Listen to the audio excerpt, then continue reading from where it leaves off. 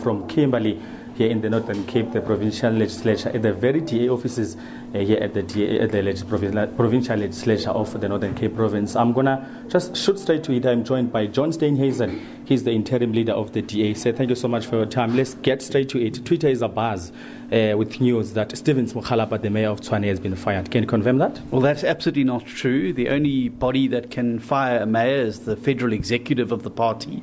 The federal executive hasn't even been furnished with the Federal Legal Commission report into the original complaint yet. So I can confirm that that is not the case. And obviously we are a party of due process, and we will follow those processes. But I want to be very clear that where we have leaders in the party who don't live up to the values and expectations, we will always take action. And it's a commitment we made to the voters when we put our case before them, and it's one which we intend to keep. Well, how far are those processes then, as far as those internal processes are concerned regarding the issue of Stephen Mokgalapa? My understanding is the FLC is still busy engaging with it. Obviously, the leader can't interfere in those processes. It's about making sure there is a due separation.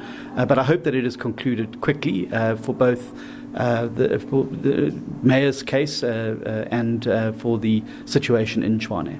And then, of course, looking at the issue of that audio recording that we've been listening through throughout the media, it doesn't get any worse than that if you look at your standing in as far as corrupt and wrongdoings by the leaders of the DRs are concerned. Well, I think that you can get far worse. I think you can have theft of money. I think you can have grand-scale corruption, as Tshwane suffered under the years of the ANC.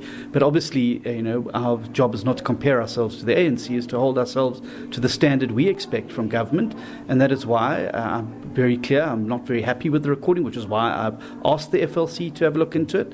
And I want to make it very clear, there's nowhere to hide in the DA for people who don't live the values and principles of the party.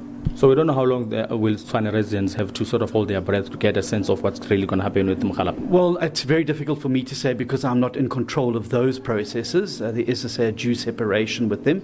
But obviously it's in our interest to act as quickly as possible to ensure that we can bring some finality to the matter so that that city can start to deliver to the citizens of that municipality. And that's also what's very disturbing about the coup d'etat that was attempted by the EFF and the ANC, the unlawful action that's taken place, yesterday's display of attempts to try and reinstate that coup that's already before the courts. It's hampering service delivery, and it's putting the people on the back burner while these silly political squabbles play out. So we want to get back to the business of governing and delivering for the people of Tshwane, and the sooner we can do that, the better.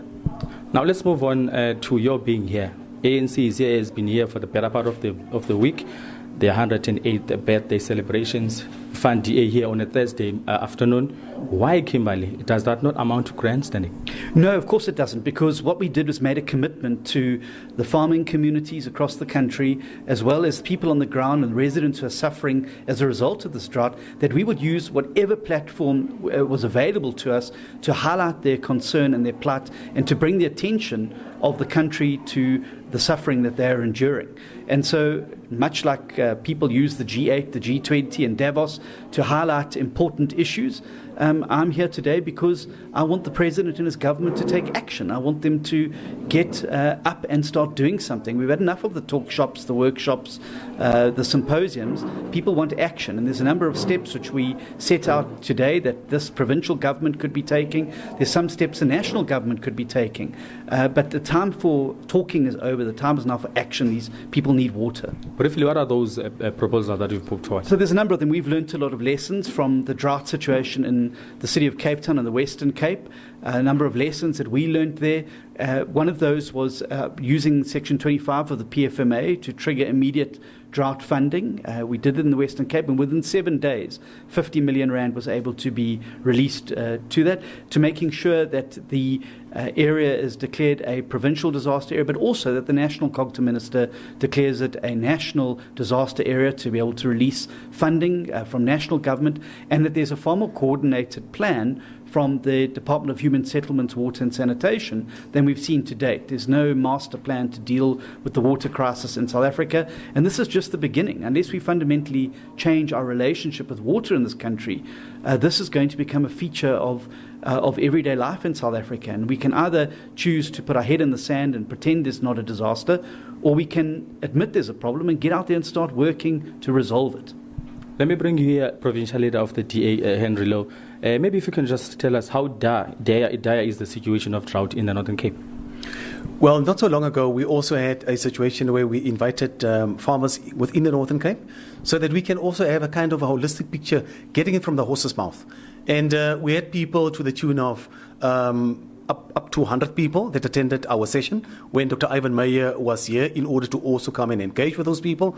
And already there, one would actually could have seen the seriousness. And, you know, the thing that was for me a kind of an eye-opener is the fact that you could really see that there's people that literally were like on their knees because, you know, at the same time, it's not only farmers that we're talking about here. We're talking about farm workers who also have to bear the brunt of the situation that we're experiencing. So this thing is much more broader and bigger than what we think, because automatically, once a farmer or farmers, if they go bang, it has a ripple effect. The farm workers and their families and extended families who are beneficiaries out of this entire thing are also becoming the people that will actually have to bear the brunt of the situation that we have currently in the province.